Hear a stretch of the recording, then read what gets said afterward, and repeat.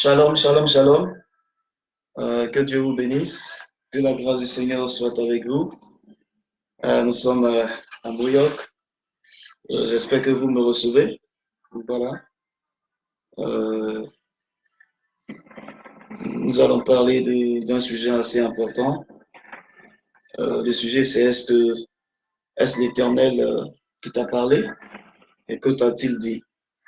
Voilà. Donc, nous attendions que vous puissiez vous connecter. Voilà. Partager. On n'a pas l'habitude de faire ça, de dire ça, partager.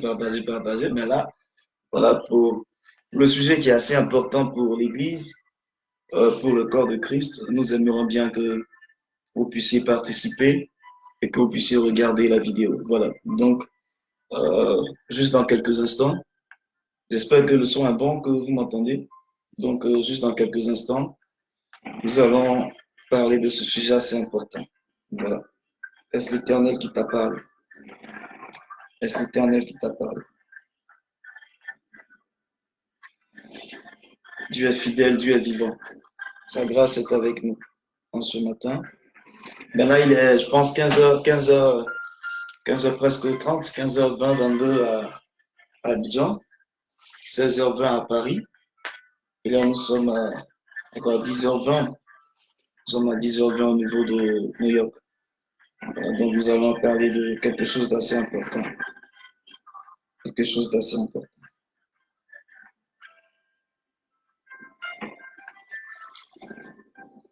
Nous allons parler de quelque chose d'assez important. Est-ce l'Éternel qui t'a parlé? Donc, connectez-vous pour pouvoir entendre cette parole qui va vous faire énormément de bien. Voilà, j'espère que vous me recevez tous. J'espère que vous me recevez.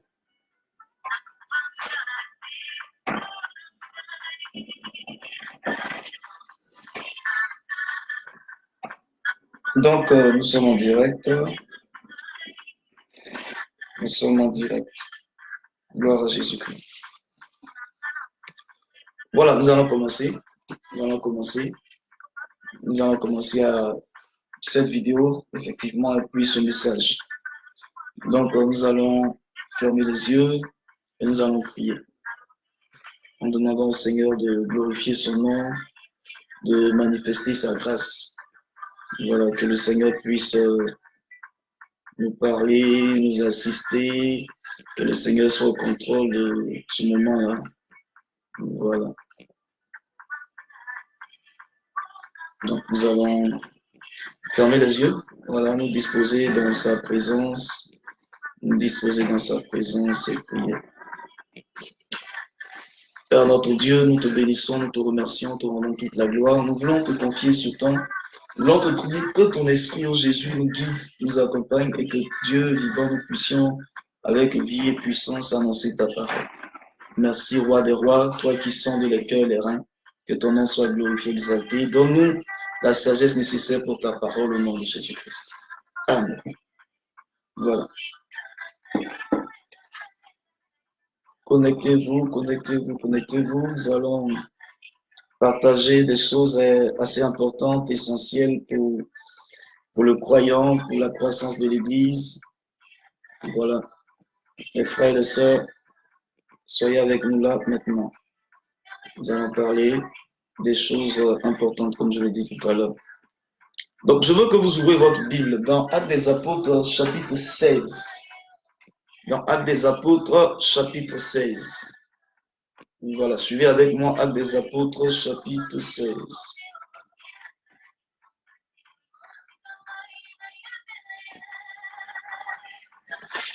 Actes des Apôtres, chapitre 16, à partir du verset 6.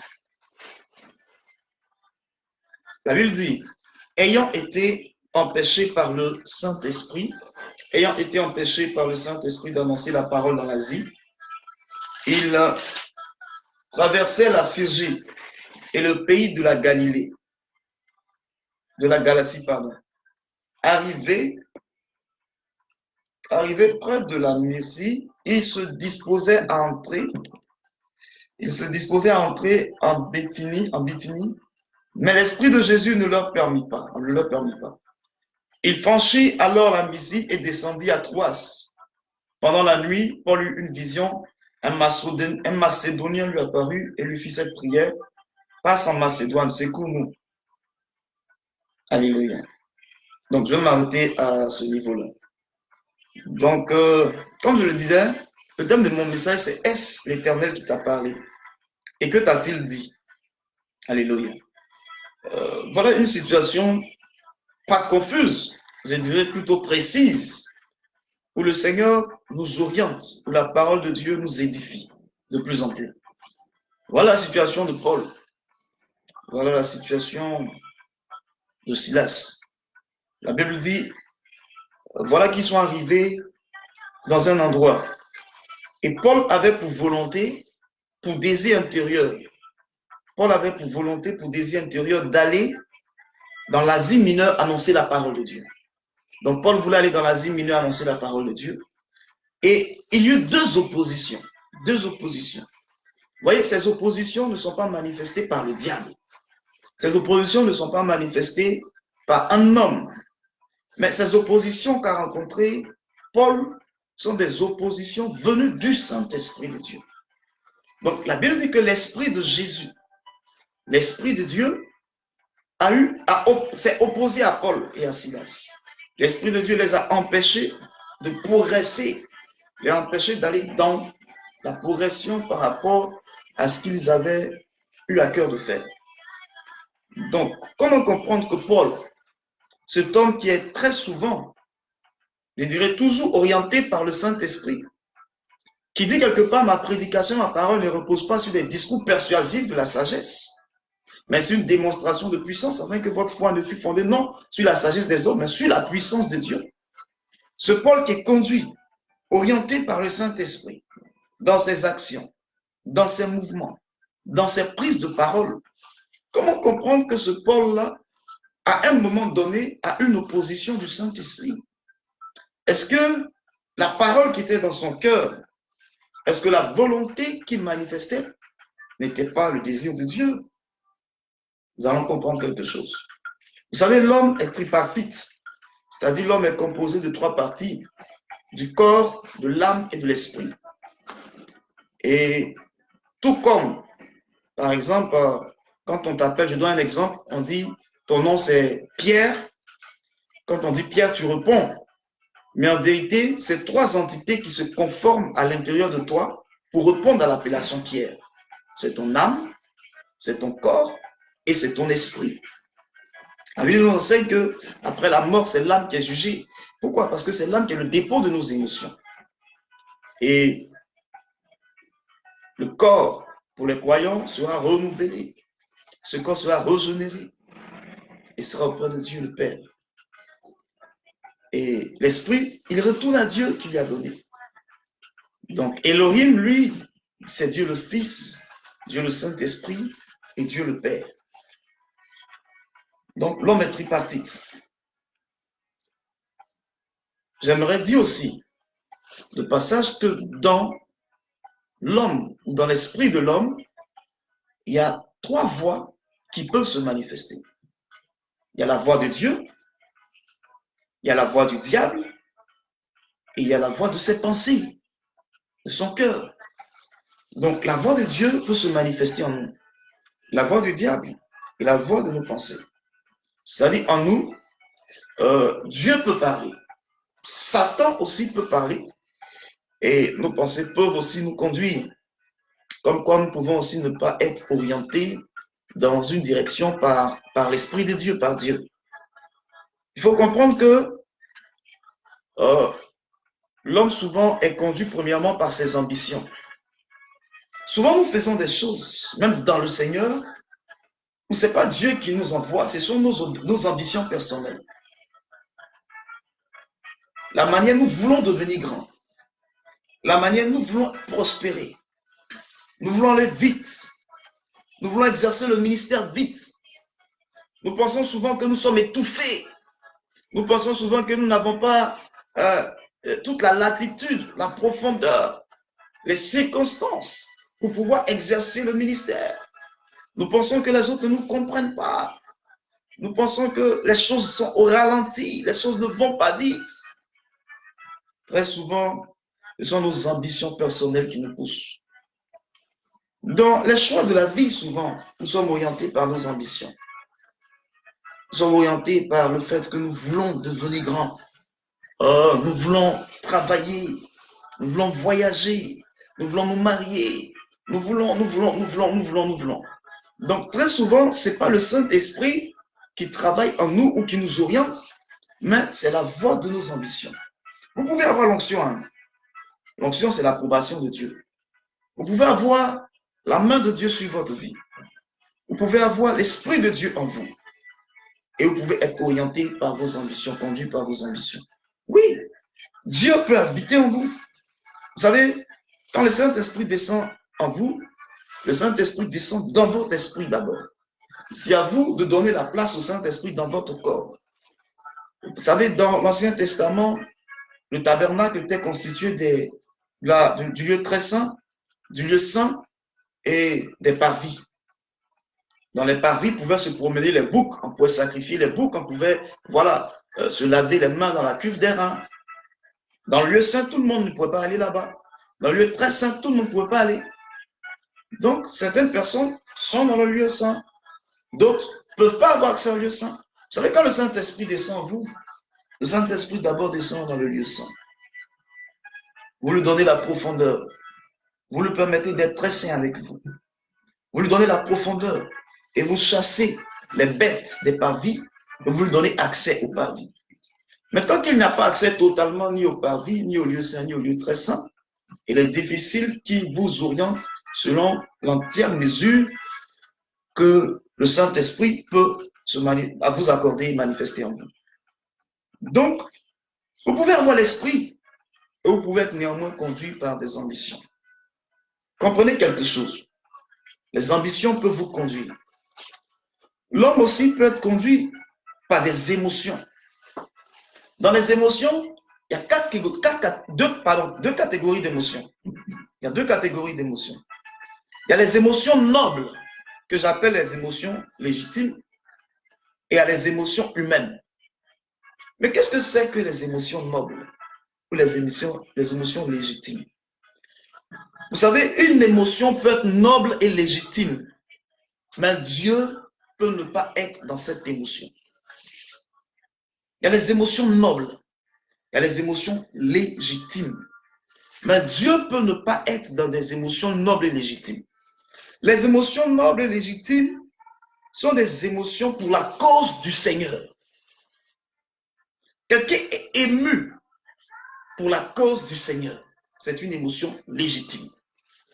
Par exemple, quelqu'un décide de faire une grande campagne d'évangélisation, d'aller dans les rues annoncer l'évangile. C'est une émotion légitime. Parce que la grande commission nous autorise, je dirais même nous oblige à annoncer l'évangile partout, aller par tout le monde, annoncer l'évangile. C'est la grande commission. C'est une émotion légitime.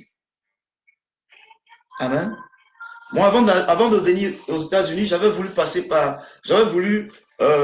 après les États-Unis, aller faire au moins 2 semaines, 3 semaines en France, à Toulouse, pour un programme. Le Saint-Esprit m'a dit non. Il ne m'a pas autorisé. Est-ce que vous comprenez? J'avais eu une émotion légitime. Une émotion légitime. Je voulais aller en France pour un programme, pour annoncer l'évangile, pour que le Seigneur guérisse des âmes. Le Saint-Esprit ne l'a pas voulu. Or, c'était une émotion légitime. Amen. Et je n'irai pas en France après mon programme aux États-Unis à New York. De New York, je reviendrai sur Abidjan. Pourquoi? Parce que le Saint-Esprit n'a pas autorisé cette émotion légitime. Souvent, vous avez des émotions qui sont légitimes. Vous avez envie d'aller dans les rues annoncer l'évangile. Vous avez envie d'aller vers les orphelins. Vous avez envie de faire de grandes campagnes, de grandes croisades. Vous avez des choses dans le cœur que Dieu même vous met. Et souvent, ces choses, le Saint-Esprit, qui les trouve légitimes, n'est pas dans le temps que vous êtes donné pour accomplir ces choses. Pourquoi? Parce que le Saint-Esprit ne vous y conduit pas dans ce temps-là. Donc les émotions légitimes, souvent, peuvent vous tromper. Les émotions légitimes peuvent vous tromper. Amen. Peuvent vous tromper. Jérémie dit dans le livre de Jérémie, chapitre 20, au verset 9, il dit, si je me tais, il y a comme un feu qui brûle en moi, un feu. Est-ce que vous comprenez? Jérémie a un feu, il ne peut pas se contenir. C'est une émotion qui est légitime. Mais ce n'est pas tout le temps que ton feu doit se manifester. Ce n'est pas tout le temps que ton feu doit se manifester. Il y a des programmes même que tu voudras faire, que le Seigneur ne t'autorisera pas à faire. Pourtant, ces programmes sont légitimes. Ton feu ne peut pas se manifester tout le temps. Écoutez-moi, c'est important. C'est très important. Il faut que vous compreniez ça. Ton feu ne peut pas se manifester tout le temps. Il y a des moments où ton feu ne se manifestera pas parce que Dieu ne veut pas que ton feu se manifeste. Ce n'est pas toujours en bas et ce n'est pas partout en bas. Il y a des moments où on s'assoit. Même quand Dieu met dans ton cœur de partir, il y a des moments où on s'assoit. Est-ce que vous comprenez? Il y a des moments où on s'assoit. Comprenez, quand Paul a reçu sa vocation, quand Paul a reçu son appel, la Bible dit que Paul n'a pas regardé à qui que ce soit, paf, il est parti en Galatie. Il allait il allait annoncer l'évangile. Et 3 ans plus tard, Dieu le ramène vers les colonnes à Jérusalem. Dieu le ramène vers les anciens. Pourquoi? Parce que le temps pour que son feu prenne n'avait pas commencé. Il fallait qu'il revienne. Il fallait qu'il revienne. Donc, il y a des émotions qui sont légitimes. Il y a des émotions, vous aurez, qui sont nobles. Mais Dieu n'est pas forcément dans ces émotions. Et après les émotions légitimes, il y a les émotions humaines. Les émotions humaines sont des émotions qui proviennent des envies du cœur humain. Qui proviennent des envies du cœur humain. Ce sont des émotions qui viennent des envies. Il y a des choses qui sont dans ton cœur, tu veux faire ces choses, ce sont des émotions humaines. Là, on ne parle plus de la cause du Seigneur. Là, on parle de certaines choses que toi-même tu as au cœur. Des envies, des convoitises, des choses, ça sont des émotions qui sont humaines. Alléluia. Donc, on fait souvent des choses par ambition, par émotion noble, légitime, qui sont là pour la cause du Seigneur, mais souvent Dieu n'est pas dedans. On fait aussi des choses par les émotions humaines. Et on fait les choses par manque de sagesse. Beaucoup agissent par manque de sagesse. Beaucoup font plusieurs choses et la sagesse de Dieu n'est pas à l'intérieur de cette chose-là. Vous savez, la sagesse, c'est la plus ancienne création de Dieu. La sagesse est Dieu. Quand vous lisez dans Proverbes chapitre 8, la Bible dit, moi la sagesse était au commencement de toutes choses, avant que les collines ne soient élevées, avant que la mer ne mugisse, avant que le ciel ne soit créé, avant que les flots, moi la sagesse, j'étais auprès de Dieu. La sagesse était auprès de Dieu. Si vous n'avez pas de sagesse, la Bible dit, si quelqu'un n'a pas de sagesse, qu'il la demande à Dieu. La sagesse vous conduira dans les profondeurs de Dieu. Beaucoup de personnes font des choses sans sagesse. Alléluia. Donnez-moi 15 secondes. Pasteur Gaugois, vous pouvez venir prendre excusez-moi, je devais remettre quelque chose au pasteur. Donc, je reviens pour dire, beaucoup de personnes font des choses sans sagesse. Beaucoup de personnes font des choses sans sagesse. Et le manque de sagesse vous éloignera des profondeurs de Dieu. Et la sagesse vous conduira dans les profondeurs de Dieu. Alléluia. Mais comment pouvons-nous savoir que c'est Dieu qui nous a appelés? Comment pouvons-nous savoir que la parole ou la chose que nous avons en cœur vient de Dieu? Amen. Avant de continuer là, je veux revenir encore sur les émotions légitimes pour la cause du Seigneur. Je veux que vous compreniez encore ce que je disais par rapport à un passage de la Bible dans 1 Samuel chapitre 17. 1 Samuel chapitre 17. 2 Samuel, pardon, oui, chapitre 17. Vous allez comprendre certaines choses qui sont importantes.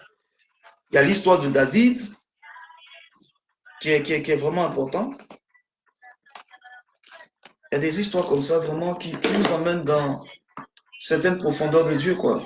L'histoire de David. Avant de prendre l'histoire de David, nous allons prendre 1 Roi chapitre 5, verset 5. Excusez-moi, 1 Roi chapitre 5, verset 5. Voilà ce que la Bible dit. Voici, j'avais l'intention de bâtir une maison au nom de l'Éternel, mon Dieu. Comme l'Éternel l'a déclaré à David, mon père, en disant, ton fils que je mettrai à ta place sur ton trône, ce sera lui qui bâtira une maison à l'Éternel. Alléluia. Ce sera lui qui bâtira une maison à l'Éternel. Vous comprenez? David voulait bâtir une maison à Dieu. Il voulait donner une maison à l'Éternel. Et Dieu n'a pas permis que David fasse cette maison à l'Éternel. Pourquoi? Parce que David avait les mains souillées de sang. David avait les mains souillées de sang. Voilà pourquoi Dieu ne lui a pas permis qu'il fasse une maison à l'Éternel. Mais ce qui est vraiment important à comprendre, ce que je veux que vous compreniez ici, dans le passage de David, David avait une bonne intention. Il avait une intention noble, celle-là de bâtir une maison à l'Éternel. Mais lorsque David s'approche de Nathan, dans 2 Samuel chapitre 7, lorsque David s'approche de Nathan dans 2 Samuel chapitre 7, je lis. Lorsque le roi habita dans sa maison que l'Éternel eut donné du repos, après l'avoir délivré de tous ses ennemis qui l'entouraient, il dit à Nathan, le prophète, vois donc, j'habite dans une maison de cèdre et l'arche de Dieu habite au milieu d'une tente. Nathan répondit au roi, va, fais tout ce que tu as dans le cœur, car l'Éternel est avec toi. Vous comprenez? Nathan dit, voilà quelqu'un qui a une ambition, qui a une émotion noble, une émotion légitime. Va, fais tout ce qui est dans ton cœur, parce que l'émotion que tu as dans ton cœur est légitime, c'est noble. Voilà quelqu'un qui veut aller faire une croisade. Voilà quelqu'un qui veut décider de construire une maison à Dieu. Voilà quelqu'un qui a une émotion noble et légitime. Va. Fais ce qui est dans ton cœur, car ton émotion est noble, ton émotion est légitime. Voilà ce que Nathan lui dit. Une émotion noble, une émotion légitime, va. Et puis, pendant que Nathan lui dit, va, la Bible dit, la nuit suivante, la parole de l'Éternel fut adressée à Nathan. Va dire à mon serviteur David, ainsi par l'Éternel, est-ce toi qui me bâtirais une maison pour que j'en fasse ma demeure? Je n'ai point habité dans une maison depuis le jour où j'ai fait monter les enfants d'Israël. Est-ce que vous comprenez? Alléluia. Donc, Dieu s'oppose au projet de David. Dieu s'oppose au projet de David. Et pourtant, le projet de David est un projet noble. Le projet de David est un projet bon. Et Dieu s'oppose au projet de David. Pourquoi? Parce que le Saint-Esprit ne l'a pas conduit dans ce projet-là. Vous pouvez avoir des ambitions, des émotions nobles, légitimes. Mais le Saint-Esprit n'est pas forcément dans votre émotion, dans votre ambition, même si elle est légitime. Est-ce que vous comprenez? C'est important à savoir. Mais comment est-ce que vous pouvez véritablement voir? Comment est-ce que vous pouvez comprendre que ce que vous faites est de Dieu? C'est ce que je vais vous emmener à comprendre. Alléluia. La première chose pour comprendre que ce que vous avez à cœur est de Dieu, la première chose, c'est de prendre conseil auprès d'un père. Beaucoup de personnes ignorent ce volet-là. Beaucoup de personnes n'ont pas de père, n'ont pas de repère. Ils n'ont pas de père. Mais comment quelqu'un peut ne pas avoir un père? Même dans la vie physique même, les gens ont des pères, ont un père, ils ont une mère. Mais comment quelqu'un peut ne pas avoir un père spirituel? Oh, Jésus a dit, nous avons un seul père dans le ciel. Et effectivement, il a dit, pour ne pas que ses disciples entre eux d'abord cherchent surtout le plus grand, pour ne pas que ses disciples s'identifient entre eux à un père, parce qu'ils sont tous issus de la même promotion, de la même génération. C'était un sentiment de grande humilité. Paul dit, 1 Corinthiens 4, verset 15, vous pouvez avoir plusieurs maîtres, mais un seul père. Un chrétien doit avoir un père spirituel. Et écouter son père spirituel. On ne change pas de père comme on change la nourriture. Je suis né auprès de cet homme-là. J'ai été baptisé auprès de cet homme-là. J'ai grandi auprès de cet homme-là. Et puis, paf, je l'ignore. On ne peut pas avoir 10 pères. Écoutez-moi, même quand tu te rapproches de quelqu'un, dans le ministère, cette personne-là, quand elle est du Seigneur, elle va te poser une question. Qui est ton père spirituel? Donc, on a forcément un père. Donc, quand vous voulez comprendre d'abord que la parole que vous recevez de Dieu, la vision que vous avez de Dieu est de Dieu, la première chose, c'est de vous tourner vers votre père spirituel. Et ce père-là, il va vous orienter. Ce père-là, il va vous parler, il va vous conduire. Vous pouvez voir dans la Bible, Élie le sacrificateur.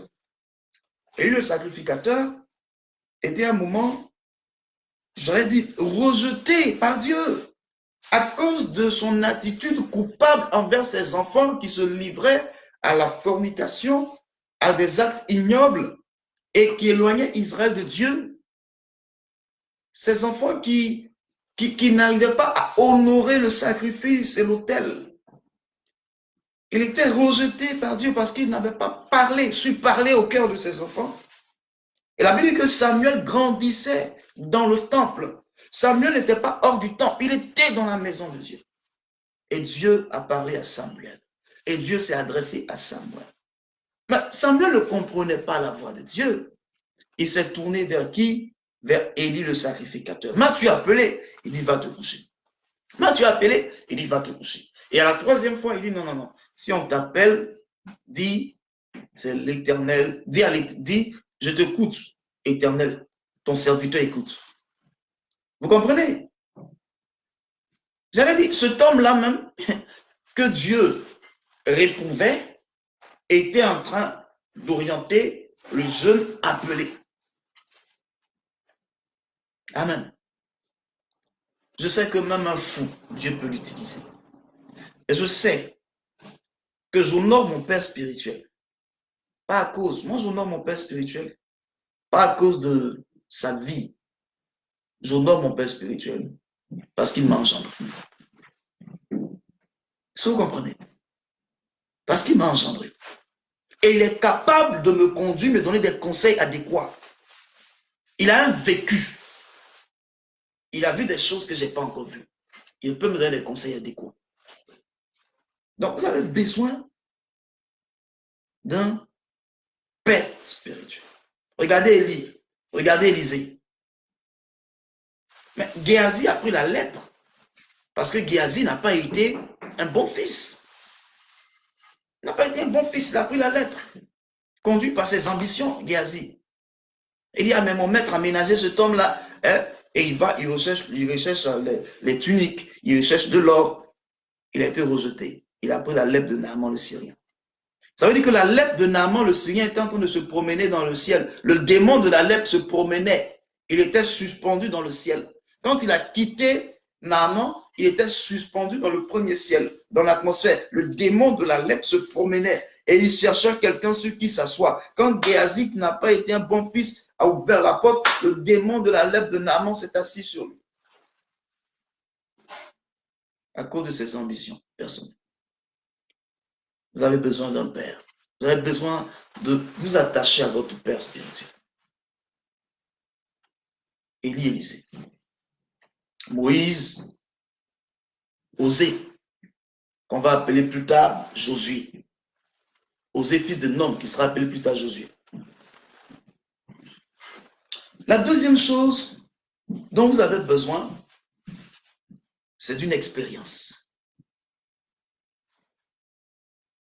Un jour, quelqu'un me disait, mais comment vais-je avoir mon expérience si je ne sors pas pour aller, si je ne me détache pas? Comment je pourrais avoir mon expérience? Je te dis quelque chose. L'expérience pour le ministère ne commence pas quand on se détache. On emmagasine l'expérience en travaillant sous quelqu'un. On emmagasine l'expérience en se soumettant à quelqu'un. Regardez comment David parle au roi, à Saül et à tous les officiers autour de Saül. 1 Samuel chapitre 17, verset 34. David dit, quand j'étais dans les champs, lorsque j'avais la garde des brebis, si un ours se levait et qu'il se dressait contre moi, si un lion se levait et qu'il se dressait, je le frappais. Je frappais l'ours, je frappais le lion. Et s'il me résistait, je le tuais même. Le Dieu qui m'a délivré de la patte de l'ours, qui m'a délivré de la griffe du lion, me délivrera de cet incirconcis aussi. Est-ce que vous comprenez? David se base sur son expérience personnelle avec Dieu. Mais cette expérience personnelle de David n'était pas une expérience militaire, n'était pas une expérience où il était détaché, mais c'était une expérience où son père l'avait envoyé dans les champs. C'était une expérience de missionnaire. C'était une expérience d'homme sous tutelle. David parlait de son expérience quand il était ou qu'il est dans la maison de son père. Son père dit, va surveiller mes brebis. Il se lève, il va surveiller ses brebis. Et là, pendant qu'il était en train de œuvrer sous la tutelle, sous le mentorat, sous la vision de quelqu'un d'autre, Dieu lui a donné une expérience. Toi, tu cherches ton expérience sur le terrain, sans mentorat, ni tutelle, ni ton père spirituel. Mais tu cherches quelle expérience? Aujourd'hui, dans les églises, les gens se lèvent, ils cherchent des expériences voilà, sans tutorat, sans mentorat, sans père spirituel. L'expérience de David, c'était dans la maison de son père. L'expérience de David, c'était dans les champs où son papa l'avait envoyé. Qui t'a envoyé? C'est ton papa? Qui t'a envoyé? C'est ton père spirituel à Messa Nikez? Au passage, je salue mon frère Nikez. C'est ton père spirituel, tel ou tel? C'est ton père spirituel, révérend Aka? C'est ton père spirituel, prophète Joël Quadio? C'est ton père spirituel? Tous les hommes de Dieu, est-ce que c'est ton papa qui t'a envoyé? Est-ce que c'est ton papa qui t'a envoyé? L'expérience de David, c'était avec son père. Comprenez ça comme ça. C'est en travaillant auprès de son père qu'il a acquis son expérience. Et c'est cette expérience qui l'a rendu vainqueur devant Goliath. Alléluia. C'est important de le dire. C'est important. La troisième chose, vous devez être versé et comprendre la parole de Dieu. Dans Actes chapitre 18, verset 24, la Bible parle d'Apollos. La Bible dit Apollos était un homme versé dans les Écritures et qui les comprenait. Est-ce que vous savez qu'il y a des gens qui sont versés dans les Écritures mais qui ne comprennent pas la parole de Dieu? Oui, oui. Il y a des gens qui sont versés et qui ne comprennent pas. La Bible dit que Esdras était un homme versé dans les Écritures qui les comprenait. Dans le Nouveau Testament, des pharisiens étaient des personnes versées dans les Écritures sans les comprendre. Amen. Même le l'eunuque éthiopien, il dit, mais je suis en train de lire Moïse, je ne comprends pas. Il faut comprendre les Écritures, s'il vous plaît. Il faut chercher à les comprendre dans la prière, auprès d'un père, auprès d'un mentor. Il faut comprendre les Écritures. Vous lisez, vous ne comprenez pas. Et quand vous n'êtes pas versé dans la parole de Dieu, quand vous ne la comprenez pas, vous ne pourrez jamais comprendre une parole que Dieu donne à votre esprit. Vous ne pourrez pas comprendre. D'abord, il faut être versé dans les Écritures. Il faut connaître les Écritures. Il faut connaître les Écritures. Dieu m'a dit, Dieu m'a dit, Dieu m'a dit. Quand on ouvre la Bible là, toi, ton Dieu t'a dit là, c'est dans quel passage? Toi, ton Dieu t'a dit, quand j'ouvre ma Bible, toi, ton Dieu t'a dit là, c'est à quel niveau on voit toi, ton Dieu t'a dit? Mais il faut que ton Dieu t'a dit soit en conformité avec la parole de Dieu. D'autres même ne connaissent pas 10 versets de la Bible. Ils savent que Dieu m'a dit. Il faut être versé dans les Écritures. Il faut comprendre les Écritures. Il faut comprendre les Écritures, il faut être versé dans les Écritures. Vous comprenez? Versé dans les Écritures. Alléluia. Vous savez, c'est important. C'est important de comprendre ce que tu reçois de Dieu. La Bible dit que Élie le Tishbite, le Seigneur, il dit à Dieu, oh, j'ai déployé mon zèle. Pour toi, ils ont renversé tes prophètes. Et pardon, ils ont renversé tes autels. Ils ont tué tes prophètes. Je suis resté moi seul. Bon. Je suis resté moi seul. Élie, que fais-tu ici? J'ai déployé mon zèle pour ta parole. Ils ont tué tes prophètes. Ils ont renversé tes autels. Je suis resté moi seul. Ok, d'accord. Tu penses que tu es seul. Ok. Et la Bible dit, un moment, Dieu l'emmène dans la caverne, il est dans la caverne. Et puis Dieu, avant de sortir, il y a un feu. Dieu n'était pas dans le feu. Beaucoup de personnes qui disent Dieu m'a dit. Beaucoup de personnes qui disent j'ai entendu la voix de Dieu qui s'en vont là, qui s'en vont faire. Souvent c'est le feu. Et Dieu n'est pas dans le feu. Après le feu, il y a eu un vent violent. Dieu n'était pas dans le vent. Et après, il y a eu un doux murmure léger. Et la Bible dit que Dieu était dans le doux murmure léger. Dieu était dedans. Dieu était dedans. Excusez-moi, hein? Moi je ne fais pas les vidéos longues. Et j'ai dit aux gens, ne faites pas de vidéos longues, c'est pas bon. Mais je suis en train de durer pour que vous compreniez des mystères. Dieu n'était pas dedans. Et quand le doux murmure léger est sorti, Élie a reconnu Dieu dans le doux murmure. Et Élie est sorti à la rencontre de Dieu. Élie a su reconnaître Dieu. Il est sorti à la rencontre de Dieu. Vous savez, on a fait des erreurs aussi avant.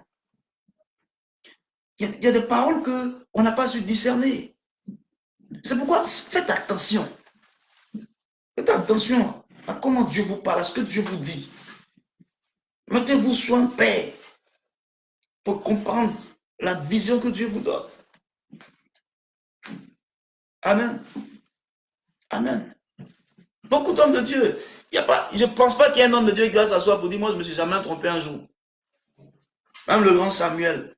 La Bible dit dedans à Bathsheba, tout le monde croyait que Samuel grandissait, croissait en statut. Samuel, la Bible dit encore que Dieu ne laissait jamais aucune parole de Samuel. Mais le jour que Samuel a vu Eliab, il dit, ah, voilà quelqu'un que Dieu a choisi pour être roi. Mais Dieu dit, non. N'est pas égard à sa compulence. N'est pas égard à sa stature. N'est pas égard à ça. Moi, l'Éternel, je ne regarde pas l'apparence, je regarde au cœur. Samuel vient de se tromper. Attention. Voyez-vous, je veux partager une expérience personnelle avec vous. Vous savez, quand j'avais pratiquement, avant que j'abandonne tout, j'avais pratiquement laissé l'université et je m'étais engagé. J'étais déjà pasteur assistant même, auprès du pasteur fidèle que je salue au passage. J'étais pasteur assistant auprès du pasteur fidèle, Kwame. Et vous savez, j'avais dans mon cœur cette envie de voyager. Pas pour aller rester, moi j'ai jamais eu l'envie dans mon cœur d'aller rester quelque part. Jusqu'à présent, je n'ai pas cette envie. Voilà, Dieu, chaque fois, me met à cœur d'aller, de revenir, de faire mes voyages, revenir vers mon pays, la Côte d'Ivoire. Je pense que la Côte d'Ivoire a besoin de nous. Il faut que nous soyons nombreux à rester dans notre nation pour parler de Dieu. Voilà, c'est une parenthèse. Et je voulais aller faire un bachelor au Canada. Après, j'ai eu des papiers pour aller faire un bachelor en physique à Londres. Et je suis allé au Ghana, à Accra. J'ai pris un moment de jeûne, 3 jours secs, des jours de prière. Et je sentais ça dans mon cœur, j'entendais dans mon esprit, j'entendais de la même manière Dieu me parlait, et pour les autres, j'entendais dans mon esprit, tu vas voyager, tu vas voyager, je vais te faire voyager. De la même manière, j'entendais dans mon esprit les paroles des autres qui s'accomplissaient, j'entendais dans mon esprit, tu vas voyager. Il dit, ah, Dieu est dans mon projet, cette affaire-là, Dieu est dedans. Je vais à Accra, je dépose mes papiers, tout ça, on me dit, revenez dans 2 semaines. Je viens sur Abidjan. Je tape encore près de 5 jours de jeûne. J'enchaîne un jeûne sec. Je dis, Seigneur, Seigneur agis. Seigneur agis.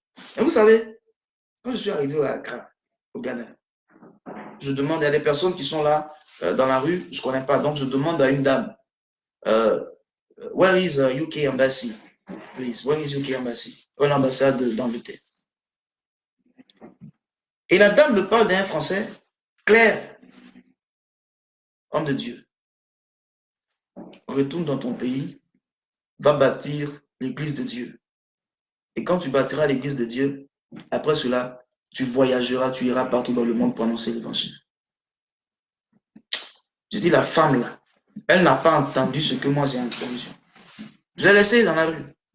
J'ai demandé à quelqu'un d'autre, on m'a montré l'ambassade, je suis parti. J'ai déposé mes papiers. On dit, viens dans 2 semaines, je suis venu à Abidjan. J'ai pris 5 jours de jeûne sec d'abord. J'ai dit, Seigneur, comment j'ai partais, j'ai entendu que tu vas voyager. J'ai entendu que tu vas voyager. C'est la parole que tu m'as dit. Depuis je suis au lycée, tu m'as fait cette promesse-là. Tu as dit que tu vas voyager. Tu as dit que tu vas voyager. Tu vas aller dans les nations. Père, je sens dans mon cœur que le temps est venu de voyager. Et avant de partir, tu as reçu encore, tu vas voyager. Vous savez, quand quelque chose semble être fort dans ton cœur, c'est la voix des émotions légitimes maintenant tu entends. Seigneur, je vais aller faire ton œuvre aussi. C'est la voix des émotions légitimes. Tu penses que tu entends Dieu, mais tu entends tes émotions légitimes. Quelque chose qui est dans ton cœur, qui n'est pas mauvais, qui est bien. Souvent, mais ça peut répondre à la cause de Dieu. Et souvent, c'est ce que tu entends et tu penses que tu es en train d'entendre la voix de Dieu qui te dit va, te dit fais. Je suis dedans, ma fille. Je suis dedans, mon fils. N'est-ce pas moi qui t'envoie? Souvent, même tu vas voir des hommes de Dieu qui vont te confirmer ça. Qui vont dire non, non, non, non. Ça là, c'est le message de Dieu. Je ne te connais pas, mais voilà ce que Dieu me dit et tu as la confirmation. Ce n'est pas toujours que ça vient de Dieu. Tu vois, ce sont des émotions légitimes. Souvent, c'est par rapport à quelque chose qui va t'arriver plus tard. C'est quelque chose qui va t'arriver plus tard. Vous savez, les révélations que Dieu nous donne, souvent sont pour un futur. Souvent, c'est des choses qui vont t'arriver plus tard. Et toi, tu les ressens dans ton présent. Tu ne comprends pas que c'est des choses qui vont arriver dans des années plus tard. Et tu es pressé. Je suis venu, j'ai fait 5 jours de jeûne, j'entends dans mon esprit, oh, tu vas voyager, tu vas voyager. Je suis content, moi seul. Je suis content, moi seul. Vous comprenez? Et puis, je vais 2 semaines après, à Accra. Je vais prendre mon visa. Et là, quelle surprise, j'ai à l'ambassade, au consulat. On me donne un lot de documents comme ça, et puis on me dit, ah monsieur, vous avez fait de faux papiers, et on a failli vous emmener, vous transférer votre dossier à Interpol. Mais bon, comme on a vu que vous êtes jeune, on a décidé de vous donner encore une autre chance, tout ça. Je dis, waouh, moi j'ai fait des faux papiers. Ah Seigneur, tu m'as eu. Seigneur, tu m'as eu. Je reviens au pays. Je ne voyage pas. Et le Saint-Esprit me dit, je t'ai dit, tu vas voyager. Mais je ne t'ai pas dit, tu vas voyager maintenant. J'ai dit, mais Seigneur, c'était fort dans mon esprit. De la même manière que tu parles aux autres, c'est comme ça, j'ai entendu. J'ai entendu même maintenant. Le Seigneur me dit, tu as entendu, tu vas voyager. Et tes émotions t'ont dit maintenant. Le Seigneur me dit, tu as entendu, tu vas voyager. Je l'ai dit. Et tes émotions t'ont dit maintenant. Attention. Vous comprenez? Et je me suis mis au service de Dieu, de tout mon cœur. J'ai même bâti l'église de Dieu. C'est après avoir bâti l'église de Dieu que Dieu a commencé à m'ouvrir la porte. Je suis allé en Israël. Je suis allé dans des pays africains. Je suis allé aux États-Unis. Je connais certains pays. C'est à partir de ce moment-là que Dieu a commencé à faire. Je vous parle de New York. C'est à partir de ce moment-là. C'est à partir de ce moment que Dieu a commencé à opérer. Et ça répondait à quelque chose qui allait arriver des années après. Et c'est intervenu dans ma vie près de 8 ans après. Pour ne pas dire 10 ans après. Vous comprenez? Donc, il faut savoir, comprendre la voix de Dieu et ne pas se précipiter. Donc, vous avez besoin, comme je disais, d'être versé dans la parole de Dieu. Vous avez besoin aussi de vivre consacré. Vous voulez bien entendre la voix de Dieu, soyez consacré.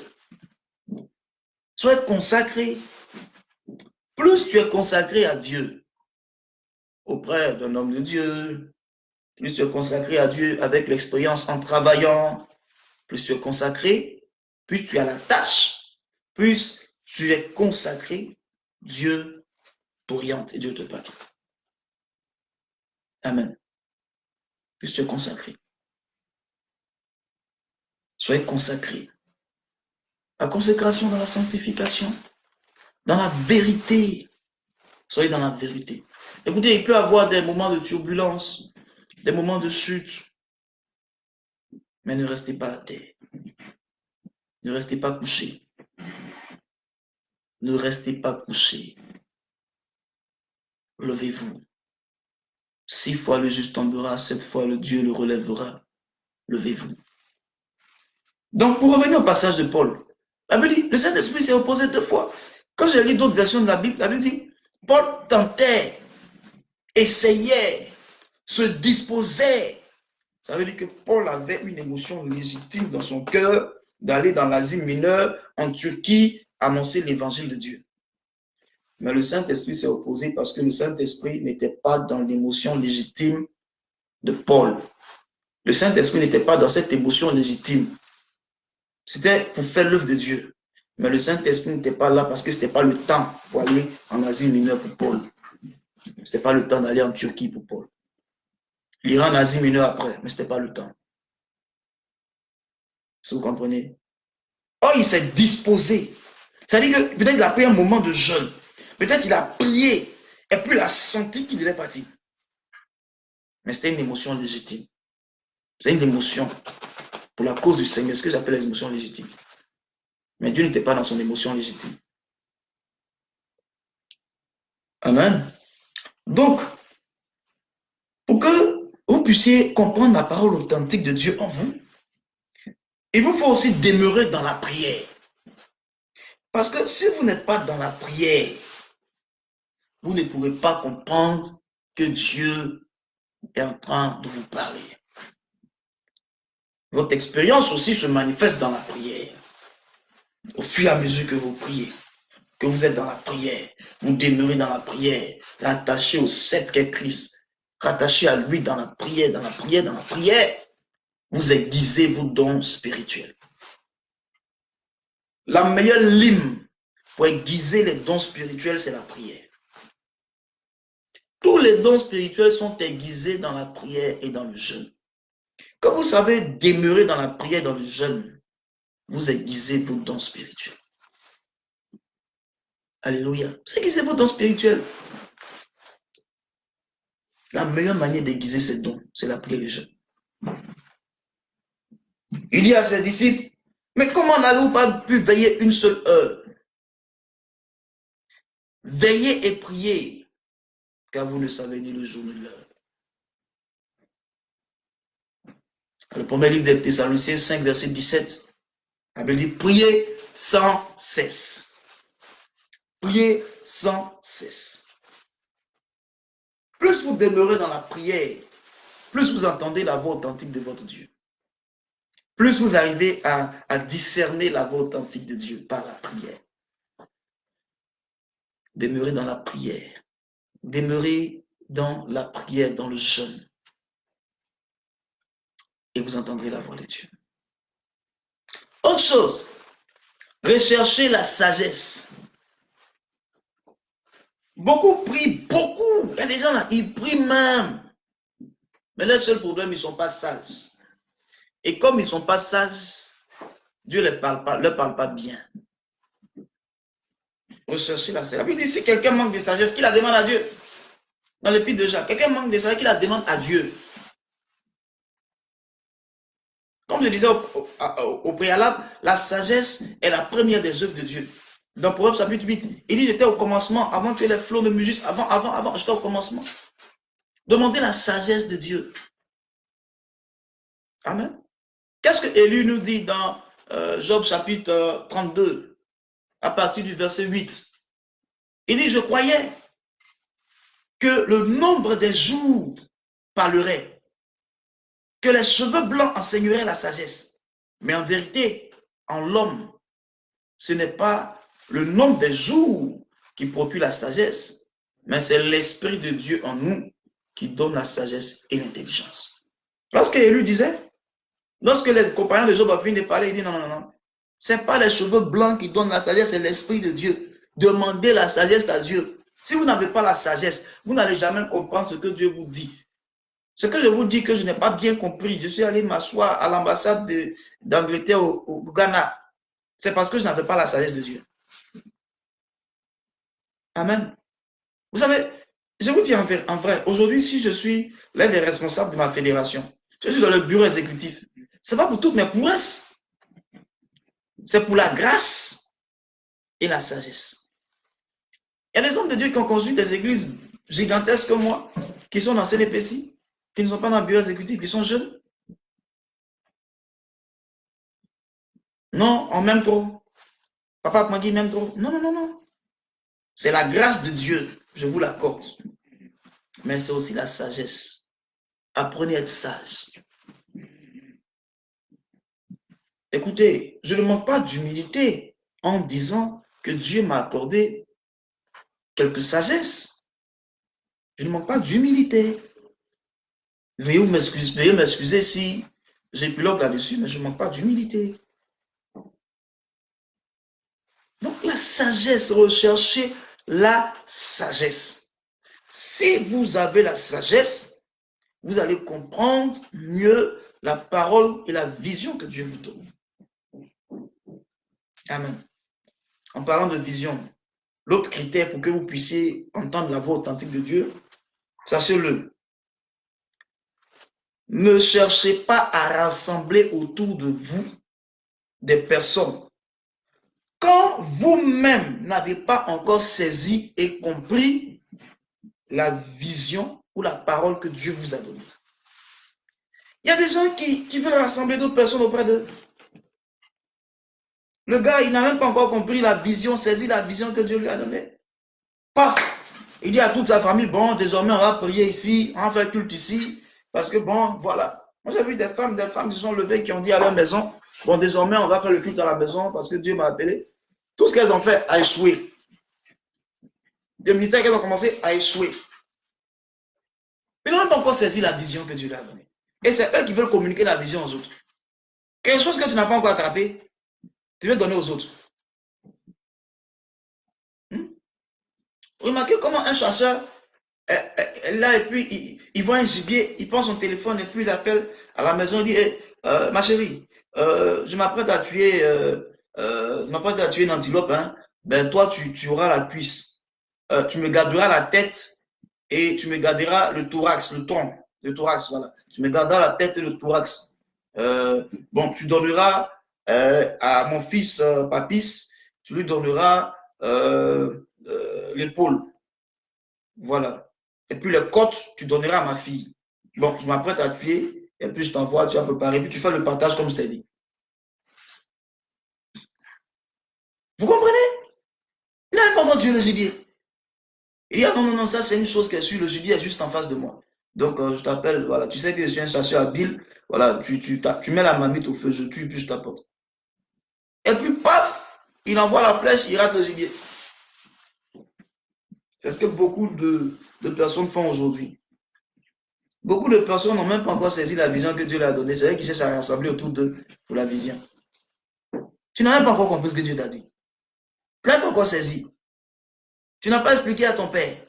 Tu n'as rien fait. C'est toi déjà, tu veux communiquer aux autres. Voilà ce que le Seigneur m'a montré. Voilà ce qu'on va faire. Vraiment, il faut te joindre à moi pour ça.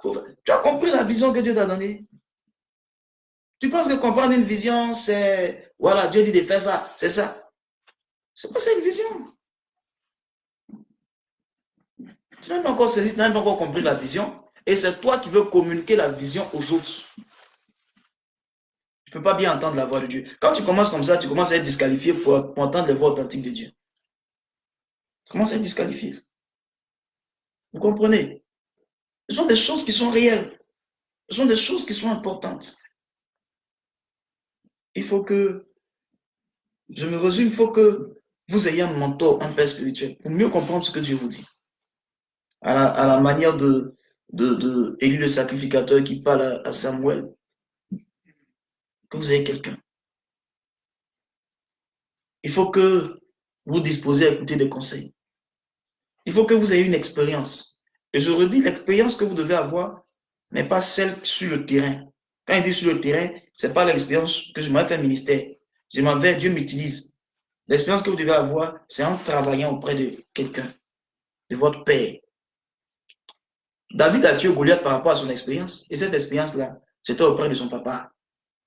L'expérience, il dit non, je tuais quand le loup se dressait, je frappais le loup, je frappais le lion. C'est l'expérience qu'il a eue auprès de son père. Quand son père l'envoyait auprès des brebis pour aller tuer, pour aller surveiller les brebis. Cette expérience, il a eu quand il travaillait auprès de son père. C'est auprès de son père qu'il a eu l'expérience quand il partait dans les brebis. On l'envoyait en mission. David était un missionnaire. Donc, comme David était un missionnaire que son père envoyait en mission auprès des brebis pour les surveiller, c'est auprès des brebis, en travaillant pour le compte de son père, qu'il a reçu l'expérience pour aller affronter Goliath. Et j'ai dit, vous devez être versé dans les Écritures et les comprendre. De Genèse à Apocalypse, les Juifs, là, quand les enfants naissent, les garçons, ils apprennent la Torah. Ils apprennent la Torah. Les généalogies, on écrit souvent sur les bâtons. Dans l'Ancien Testament, en ce moment, on écrit les généalogies sur les bâtons. Quand on dit bâton de Moïse, bâton de temps, souvent les généalogies sont écrites dessus. Tous les noms de la descendance. Celui-là enfanta, celui-là enfanta, celui-là, on écrit sur les bâtons. Donc, le bâton même là, c'était un symbole d'autorité, mais c'était un rappel de la grandeur de Dieu. Vous comprenez? Donc, vous devez être versé dans les Écritures, mais au-delà d'être versé, vous devez comprendre les Écritures. Amen. Et je dis aussi que vous devez vivre consacré, sanctifié, et que vous devez rechercher la sagesse de Dieu. Je dis aussi que vous devez demeurer dans la prière et dans le jeûne.